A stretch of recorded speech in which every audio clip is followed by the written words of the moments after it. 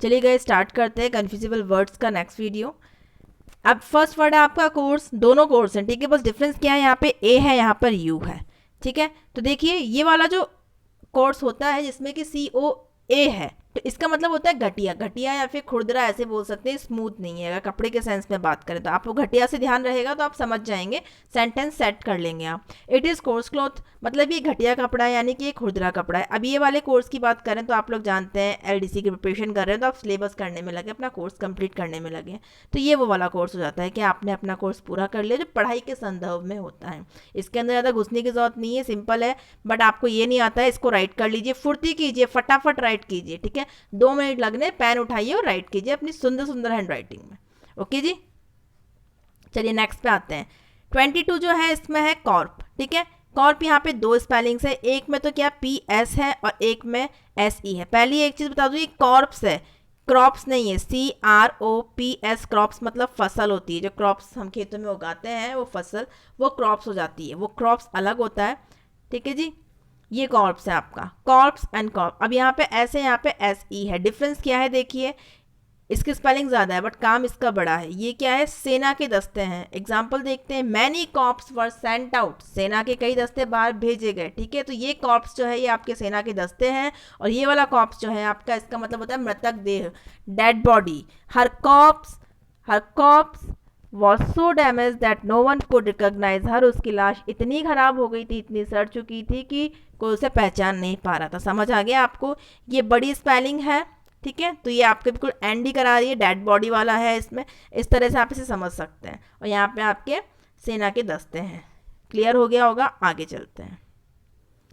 22 था वो, I think, yes. अब ये जो है बहुत इंपॉर्टेंट है, ये हमें पता होता है फिर भी हम इनको एक समझ लेते हैं, ये एक नहीं होते भाई। इन्वेंट का मतलब होता है आविष्कार, आविष्कार मतलब कोई चीज़ पहले से एग्जिस्ट नहीं कर रही थी और हमने अब बनाई है, नई बनाई है कोई चीज़, ठीक है। पर डिस्कवर का मतलब है कि कोई चीज़ पहले से थी, एग्जिस्ट कर रही थी, पर अब खोजा है आपने उसको, ठीक है। खोजा मतलब अब आपने उसकी खोज की, अब वो मिला वो चीज़। तो इन्वेंट का मतलब आविष्कार हो जाता है। जैसे कि स्टीफनसन ने रेलवे इंजन का आविष्कार किया, पहले तो नहीं था रेलवे इंजन, इन्होंने बनाया है अपना दिमाग लगाकर, ठीक है। तो ये आपका आविष्कार, कुछ नई चीज़ बनाना हो जाता है। और खोज निकालना, अमेरिका था, अमेरिका बनाया तो नहीं, पहले से था, ठीक है, उसे खोजा किसने, कोलंबस ने। ये डिफरेंस है इनमें, सॉरी, यस। अब देखिए यहाँ पे है आपका, एक आपका ड्राउन है, अरे भाई की हो रहा है, ये ड्राउन है, ठीक है, ड्राउन या ड्राउन। और यहाँ पे सिंक, सिंक मतलब भी डूबना है, ड्राउन मतलब भी डूब जाना। आप कंफ्यूज हो रहे होंगे, वही एडवाइस एडवाइस जैसा लफड़ा हो रहा है, ऐसा नहीं है बड़ी। ड्राउन का मतलब किसी, सबसे बड़ा डिफरेंस ये समझ लो, किसी लिविंग थिंग के डूबने को। लिविंग थिंग मतलब जिनमें की जान है, जैसे मैं हूँ या कोई भी ऐसा जिसके अंदर की जान है, जो जीवित है, वो अगर डूब रहा है पानी में, ठीक है, पानी में डूब रहा है, सफोकेशन हो रहा है, सांस रुकती है आपकी, पानी अंदर जाता है बॉडी में और फिर उसके बाद डूब जाते हैं, मर जाते हैं। तो वो पूरा सीन जो है, ये पूरी स्टोरी आपकी ड्रॉन वाली हो गई। अब ये सिंक जो होता है, ये सिंक होता है किसी भी नॉन लिविंग चीज़ के लिए। फॉर एग्जाम्पल, कोई आपने सामान डाला पानी के अंदर, आपको पता है पानी में वही चीज़ तैरती है कि डिस्प्लेसमेंट जो है वाटर का वो उसके वेट से ज़्यादा हो, ठीक है। बट जब कभी डिस्प्लेसमेंट जो है वाटर का, अगर वो उससे वेट उसका ज़्यादा हो रहा है, तो वेट अगर ज़्यादा हो रहा है तो वो डूब जाएगी चीज़, ठीक है। और जो आपके जो जहाज़ होते हैं, शिप जो होते हैं, उनके डूबने का रीज़न यही होता है। तो जब भी आप एक चीज़ ध्यान रख सकते हैं, जब कोई नॉन लिविंग चीज़, कोई शिप डूब रहा है, कोई सामान डूब रहा है, तो वो सिंक हो जाएगा। और जब कोई इंसान डूब रहा है या कोई ऐसा जिसके अंदर जान है वो डूब रहा है, तो वो ड्राउन हो जाएगा, ठीक है। The boy drowned in the canal, लड़का नहर में डूब गया। और sink, the ship sank in the sea, जहाज जो है वो समुद्र में डूब गया। आई होप कि इसका डिफरेंस बिल्कुल क्लियर हो गया होगा, बढ़िया वाला। ऑल क्लियर मत करना, सिर्फ क्लियर करना, ठीक है जी। अरे यार बड़ी व्यूज़ बढ़ाओ, ये देखो नया फ़ोन खरीदना पड़ेगा क्योंकि बहुत दिक्कत देता है, 4 से 5 बार तो वीडियो बंद करना पड़ जाता है मुझे इसकी वजह से। चलिए जी, ये भी डाई, ये भी डाई, ठीक है। बट DYEDIE, देखिए DYE वाला जो है, इसका मतलब तो रंग देना, कलर कर देना। प्लीज़ डाई इट ब्लू, आप लोग गर्ल्स को सबको पता है, और बॉयज़ भी आगे जाके पता हो जाएगा जब आपकी ग्रे हेयर्स आ जाएंगे, ठीक है। तो आप डाई करेंगे हेयर्स को, तो वो आपको पता है, कलर कर देना, ठीक है। एंड ये DIE वाला जो है, इसका मतलब मर जाना। Every one is to die, प्रत्येक मनुष्य को मरना है, सबको मरना है, कोई अमर नहीं है। ये मरने वाला हो गया, ये कलर वाला हो गया। ठीक है जी, चलिए आगे चल दें। लो भाई, कर रही है दिक्कत, क्या दिक्कत है बड़ी।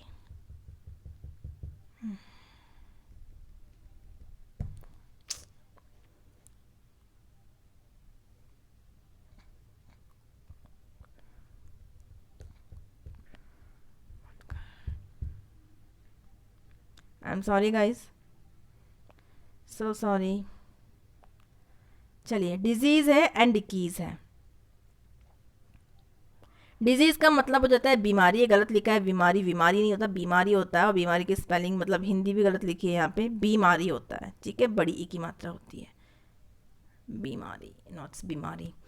हाँ जी, टीबी जो है वो एक आपका क्या है, एक टेरिबल डिजीज, एक भयानक रोग है। ठीक है, बट डिकीज जो है यहाँ पे मृतक को बता रहा है, डेड पर्सन को। His deceased father was a great leader. उसके मृतक पिता जो है वो क्या थे, महान, मतलब वो मर चुके हैं, उनको याद करा जा रहा है, तो वो मृतक हो गए। अब वो मृतक है क्योंकि वो जा चुके हैं। तो डिकीज का मतलब हो जाता है आपका मृतक, और डिजीज मतलब बीमारी। नेक्स्ट, यहाँ पे एल्डर और ओल्डर, आपको पता होगा एल्डर का मतलब जीएस्ट या फिर बड़ा। His Elder brother is dead, उसका बड़ा भाई मर गया। सारी मरने की बातें हो रही हैं एक तो यहाँ पर हाँ, उसका बड़ा भाई मर गया या वो उसका बड़ा भाई है, वो एल्डर ब्रदर या एल्डर सिस्टर, कुछ भी हो सकता है ऐसा। ओल्डर का मतलब होता है पुराना। Older the wine better it is. ठीक है, शराब जितनी पुरानी होगी उतनी ही अच्छी होगी। भैया इसमें मुझे एक्सपीरियंस तो नहीं है, किसी को भी नहीं होगा, आप में से होता होगा ऐसा, तो मतलब अपने को ही समझना है बस, पुराना। ठीक है जी। एल्डर का मतलब क्या हो गया, ज्येष्ठ या बड़ा, बड़ा भाई बड़ी बहन वो। और ओल्डर का मतलब होता है पुराना।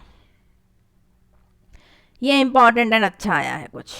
चलिए जी, एमिनेंट का मतलब हो जाता है आपका श्रेष्ठ। ठीक है, और इमिनेंट का मतलब हो जाता है आपका निकट। ओके जी, इमिनेंट एंड एमिनेंट, ध्यान देना है इस चीज पे। एमिनेंट श्रेष्ठ, Newton was an eminent scientist. Newton जो थे वो क्या थे, एक श्रेष्ठ वैज्ञानिक थे। ठीक है, था, रिस्पेक्ट देनी चाहिए ऐसे पर्सन को। तो इमिनेंट, इमिनेंट मतलब कि निकट है। War between India and Pakistan is imminent. India और पाकिस्तान का जो, भारत पाकिस्तान का युद्ध निकट है। ठीक है जी, इमिनेंट अलग हो गया, एमिनेंट अलग हो गया, ध्यान देना है इस चीज पे। आगे चलते हैं। जेलस एंड एनवियस, दोनों का मीनिंग क्या होता है, जेलस करना, ईर्ष्या। बट यहाँ पे जेलस का मतलब ईर्ष्यालु। ईर्ष्यालु मतलब जो ईर्ष्या करने का नेचर रखता है, और एनवियस का मतलब ईर्ष्या। ठीक है, यहाँ पे ईर्ष्या करने का नेचर रखने वाले से आप इन चीज़ों से कंफ्यूज मत होइए अब। ठीक है, आप तो जेलस से ये समझ लो कि वो जेलस है मुझ पे, वो मुझसे जेलस है, वो मुझसे ईर्ष्या करने वाला है। ठीक है, उसका नेचर यही है। I am not jealous of you, मैं तुमसे ईर्ष्या नहीं, मुझे तुमसे ईर्ष्या नहीं है, मतलब मेरा नेचर तुमसे ईर्ष्या करने का नहीं है। ठीक है, तुम्हारे लिए। एंड एनवियस, ईर्ष्या करना, he is envious of me. ठीक है, उसे मुझसे ईर्ष्या है। तो यहाँ पे आपको मत उलझो अगर ये नहीं समझ आ रहा। आप इतना ध्यान रखिए कि ईर्ष्यालु जो हो गया वो तो जेलस हो गया, एनवियस, एनवियस का मीनिंग हो जाता है ईर्ष्या बस। ठीक है जी, आगे चलते हैं।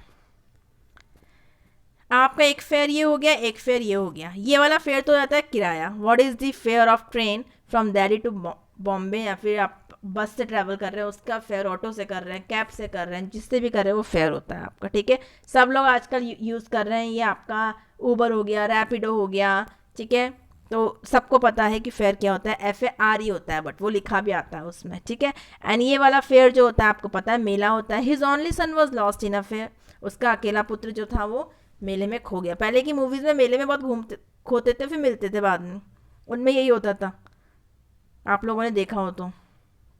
ये हो गया, आगे चलते हैं। फादर, देखिए फादर एंड फर्दर। ठीक है, यहाँ पे ए है, यहाँ पे यू है, बस इतना डिफरेंस है, प्रोनाउंसिएशन में डिफरेंस है। इसका मतलब होता है फार, फार का मतलब होता है दूर। ठीक है जी, एंड ये फर्दर का मतलब होता है और आगे का। ठीक है, तो देखिए फादर का, देखिए she lives farther from us. ठीक है, वो हमसे दूर रहती है। और ये वाला फर्दर जो है, आई shall not go further more, मैं अब और आगे नहीं जाऊंगा। ठीक है, तो समझ में आ गया आपके कि इसमें और आगे की बात हो रही है आपके, और आगे या फिर फर्दर थिंग। ठीक है, फर्दर अब आगे देखते हैं, बाद में आगे देखते हैं, तो वही चीज़ होता है कि मतलब आपको फर्दर का आगे के लिए सेंस करना है, आगे चलने वाली बात की, सिर्फ चलने वाले केस में नहीं, बहुत सारे सीन में ये सिर्फ आगे और आगे वो सेंस होता है इसका, ठीक है। और ये फार्दर तो आप समझ रहे हैं, फार मतलब दूर, तो दूर की बात हो रही है यहाँ पर। Next question is farmer and farmer.